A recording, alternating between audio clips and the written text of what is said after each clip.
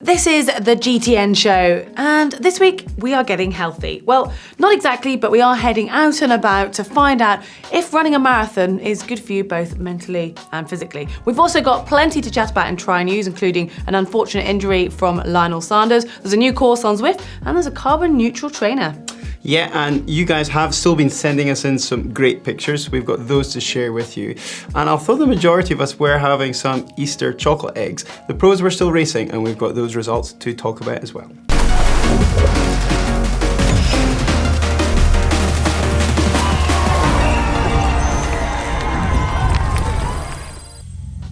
So running packs all sorts of benefits, not least the improvements to our cardiovascular strength, the sky-high calorie burn that we can get, also the bone strengthening from all the impact and foot strike that running involves, not to mention that elusive runner's high or endorphins rush that we can get. But with all those benefits, there are sometimes some sort of downsides and negatives too, right? I mean, that impact actually can cause some overuse or even just injuries. And actually, rough stats can show that up to 79% of runners say that at least once a year they're sidelined from at least one injury, which, to be honest, isn't very an efficient way of training, is it? No, exactly. Well, health is a pretty broad subject though, so when we bring it to running, it's hard to nail down exactly what topics or what would encompass health. So we thought we'd go and ask the public whether running a marathon is actually healthy. And I have to admit, this audience was a little bit biased because we went to ask runners when they had just finished running Brighton Marathon. I just love it. I find it very cathartic, very chilling, and it keeps me fit. Yeah, so on that topic, do you think running is healthy for you? Do you have any problems from running? Yeah, minor niggles, but no, not problems, no. What's your worst injury been? Probably an Achilles heel where I had 6 weeks off. Do you think running is bad for you? No, why would I? If I was doing this, why would I think running was bad for me? Have you had any issues or injuries from running, or? I have, but no worse than I would have got playing football or anything like that. 100%. So mental health. Yeah, I think it's like, your mental health, your physical health, it keeps you healthy, and it's great. Yeah, we did warn you that audience was going to be a little bit biased. I think they were all pretty high on the endorphins, having completed 26.2 miles successfully. But Fraser, I mean, let's take a step back from the buzz of actually, that feeling after a race. Do you think running a marathon is healthy? Yeah, I mean, I wasn't very surprised to see so many people really happy to talk about running after having finished their race either. I mean, I love to go out for a run, I think it's great, but talking about the marathon specifically, I do think it's a pretty daunting affair, if I'm honest. And if I was to think back of the few marathons that I did do, which were generally through racing an Ironman, I would say probably confidently that any injuries I got, and I didn't get very many, luckily touch wood, they were probably all attributed to running that marathon, or certainly the training required to do a marathon, because you just end up pushing, or I certainly end up pushing the boundaries a little bit too far to try and complete something that's quite as far as that. I do wonder how I might have fared if all those marathons I'd done were off-road, but that's a different discussion for another. On top of the physical side of things, you obviously need to consider the mental well-being that comes under that umbrella of health and what you get from running, and which outweighs which, and what is more important to you, because it really is a balance. And anyway, you've heard Fraser's opinion on health and running, and then obviously those elated runners over in Brighton, but we want to know what you guys think. So that leads us on to this week's GTN poll, and we're asking, do you think running a marathon is healthy? Yeah, so we've got 4 options for you to have a decision about. We've got yes, it's great for you physically, yes, it's great for your mental well-being, yes, it's great for both, or no way. So whatever you think, please let us know. Click on the poll, which is just above Heather's head. And that now leads us on to the results from last week's poll, when we had that seat shifter from Bob Babbitt, from his Museum of All Retro Tech.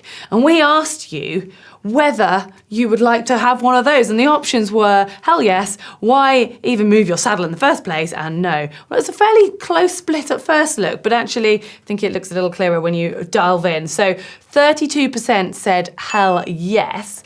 31% of you said, why even move your saddle? Well, that's basically saying no, you wouldn't want one. And then 37% said nope. So actually, I think no wins on that side. But we had a few interesting comments actually on that one. Yeah, we did. So Lucas Welling said, hello GTN team. There is a movable seat post available today. Redshift is the manufacturer. I use it. It works very well for hilly races, which is interesting, isn't it? Yeah, also we've got Give Me a Second says, basically reiterating, they actually use Redshift So quite a few people still, those are obviously the ones who said hell yes. Yeah, I mean, and I had never actually heard about Ridges. I thought I'd do a little quick Google, so found their website and had a little look at the little video of their Redshift seat moving position in action, and it definitely looks a lot better than the one that we saw in Bob's house. I think I would have trusted it a lot more. So yeah, interesting stuff. We've got some news from Zwift. They are increasing the size of their Watopia world with a brand new route called Fuego Flats. There's kind of a giveaway in the name there. It is a new flat route that I guess appeals to us as triathletes and time trialists because you can do some great training.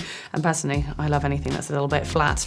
Yeah, I mean, it as you say, is essentially flat as a tack with very little gradient change at all. It's quite a simple course by the sounds of it. It goes 10k out to a roundabout through the deserts where these Fuego Flats.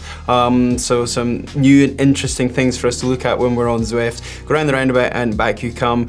Apparently there's an awful lot of inspiration being taken in the design of this through the surrounding area and deserts that are close to Long Beach, which is the headquarters for Zwift in California. So yeah, I just think it's something a little bit more interesting to pay attention to when you're on your bike. Now for something a little different. In 2014, there was a sneaker, or as we call them, running shoe company started in the US called Allbirds, and their premise was to be more sustainable, and that meant sourcing sustainable products at the raw material stage, such as eucalyptus or wool, or using sugar rather than oil-based plastics. Now, they wanted to keep their carbon footprint as low as they could, but they weren't neutral. Yeah, so that's where they came up with this idea of the carbon fund. And it's a very new idea that they're going to basically tax themselves for the carbon that it actually takes to produce such a product. So they're even looking back at the carbon produced by the sheep from the wool that they use, the carbon from transporting the materials across, even to the extent that they're going to measure the carbon that, say, it takes one of their employees on the bus coming to work. So they really are looking at the bigger picture. And they've calculated all of this, and they reckon that per shoe, it takes 10 kilos of carbon. So they're going to tax themselves relative to that, but they're also then doing sustainable products. So they're basically planting trees and doing other sort of green environment schemes that are going to help make these shoes eventually carbon neutral.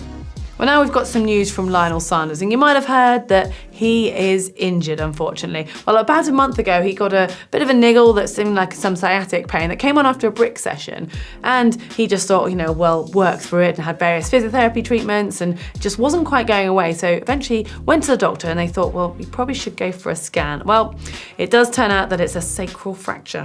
Yeah, which is a nasty one as far as I'm aware, which is not something we want to hear Lionel having to struggle with. And it turns out that although he had spent 3 weeks waiting to go and see the doctor, he had actually fallen off his bike, or toppled off his bike by the sounds of it, trying to balance beside a water fountain. He said trying to look a little bit cool, he said, but unfortunately those sometimes can be the worst falls because you hit the ground a lot harder sometimes when you're not going at speed. So yeah, I really feel for Lionel. That's not at all something that he was wanting to have to deal with, kick-starting his season.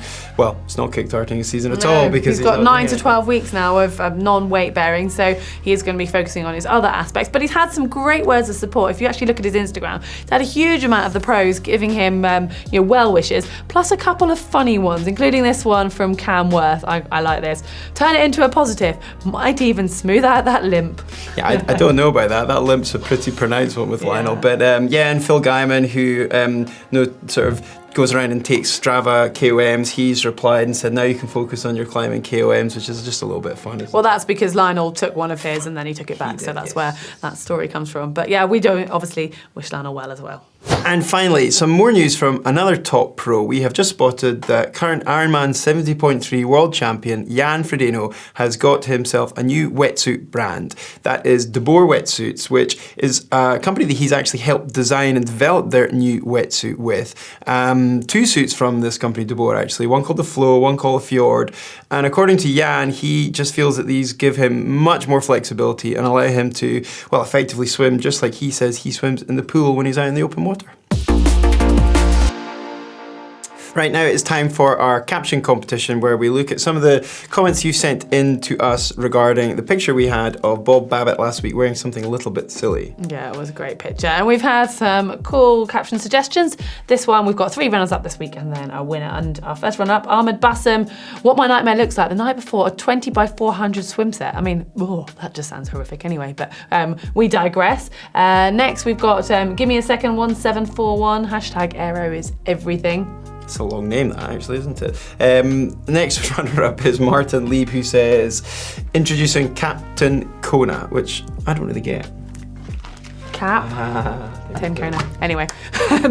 Our winner this week comes from Russell Clodo. Russell says, some people say triathlon is too expensive, but I got this cap and goggles on sale. Kind of 2-for-1 deal, you know? It is quite a good one, actually. Yeah. So well done. You send us in your details and we'll get that cap off to you. Yeah, and then for this week, for your chance to win one of our GTN swim caps, we've got this picture from the finishing shoot at the recent Xterra in Cyprus. It looks like it, yeah. It's quite an elaborate jump across the finish line. Yeah, God, if you had that much energy to come across the line with it, it's impressive. Well, do send in your caption suggestions in the comments section below. So now to start our race news, we've got the solitary long course racing that happened this weekend, which was on the south coast of France at the 6th edition of the Cannes International Triathlon. Now this race happens over a unique racing distance of 2k swim, 107k bike and a 16k run, so effectively a half Ironman distance. This race always has a small but very strong pro field, and this year was no different on the men's side of things, with multiple world champion Tim Don taking part and Kona bike course record holder Cameron Worth as well. Now as we got into T2, it would have appeared to have been Tim Don's race to lose, but Cameron Worth came through with an extremely fast run. In third place, we had Switzerland's Philip Koutny, and Tim Don held on for that second place, with the victory going to the Australian Cameron Worth. Now, on the women's side of affairs, there was actually a group of 6 that loosely exited the water together, led by home athlete Charlotte Morel. But once out onto the bike, it was Danish athlete Camilla Pedersen who stormed into a very commanding lead, and by T2 she had a lead of over 4 minutes, a lead that she would never relinquish, which she then managed to hold on to and take the victory in Cannes. Second place went to Belgium's Alexandra Tondour, who used an extremely fast race best, in fact race split, to run through to second place, overhauling that early swim leader Charlotte Morel, who held on for third. So now on to the off-road racing circuit at Xterra Greece in Athens. And we had Xterra reigning world champion, in fact, Leslie Patterson from Scotland in the UK, dominating the affairs on the run to take the maiden victory of her 2019 season, ahead of Czech athlete Helena Urbanova. And third place was the Belgian Charlotte Delisle. Onto the men's side, we had a French 1-2 dominating the race. Reigning champion from last year, Arthur Forissiers, was not able to hold off a very fast charging, also called Arthur Serrières, and third place was a Belgian athlete, much like the women's race, Joré Lume. Now it's time to take a look at some of the great photos you guys have sent in, and this week we are focusing on the bikes, hopefully to get us motivated and you as well. And this first one comes in from Nicholas in Bavaria, Germany. He says it's his first bike ride this season and some backdrop to have for it. Yeah, I mean, I presume his first bike ride outside because it's nearly May, so if he's only just started riding his bike. But yeah, it's really stunning. Really enjoyed looking at these pictures, and he's got his nice Cervelo R5 there in the snow in the second picture, so yeah, really nice. Contrasting that actually on the next picture from the snow, we've got an amazing picture in front of Pebble Beach, California along 17 Mile Drive, and this is from Nathan. It's his Cervelo P5-6 with all sorts of fancy bits of kit for his drive chain. He's got ceramic speed, oversized pulleys, he's got a KMC chain on there, but he says he's gonna have a black and red one for his upcoming Ironman Texas, so that sounds rather cool. Yeah, it is attention to detail for sure. And talking of detail, he's even got a matching helmet that has been signed by the Iron couple, Rinny Calfrey and Tim O'Donnell. So if that's gonna make you go faster, then good luck with that one. Now we move on back to closer to home. This one sent in from Peter. Trek Emonda Air 5 with some modifications. Well, the photo was taken in Brighton. I'm not quite sure about the backdrop, but we were expecting the pier. Yeah, as we have been there recently for the marathon. And apparently it sounds like Peter was running as well and seems pretty chuffed with his time there, but he's also training for 70.3 in Weymouth. Well, I've got a little while for that. That's not until September, I think, but good luck with that one. So finally, our last picture is from Chris in South London, and that's inspired from our Retro Tech show last week when we visited Bob Babbitt and saw all sorts of old stuff that Bob had. And this is a really cool bike that Chris has sent us a picture of. It's a hand-built Grandini bike with Reynolds 631 tubing. And the really special part about this is, and he said he had to wait quite some time to get them, was at the time new Scott DH bars, which he had shipped over specially from the US, and they are really quite a clever looking pair of handlebars, aren't they? I mean, interesting looking. I mean, I found them fascinating. It's trying to work out what's going on, but when you look at it in detail, you can see there's basically every kind of handlebar position you could ever want in one handlebar, so to speak. Pretty sure that was cutting edge back in the 1990s, Heather. That was something everybody was seeking to have. Well, maybe there's some demand to go back, because those colourways as well, pink and yellow, I'm loving. Not so sure about the red. I would say that looks longer ago than the 90s, but who knows. But anyway, we do love seeing your photos, as you can tell, and we love sharing them back with you. So make sure you carry on sending them in using the uploader. Yeah, please do. And that really actually wraps up our show for another week. So hopefully you've enjoyed it. If you did, please hit that thumb up like button. Don't forget to find the globe somewhere on screen, give that a click so that you'd make sure and get all the other videos that we've got on GTN. And if you want to see a video that we did about legal cheats, well, you can find that here. And if you're doing a bit of cycling at the moment and you need to do some stretches afterwards, but want a bit of a guidance for it, we've made a video specifically for that, just down here.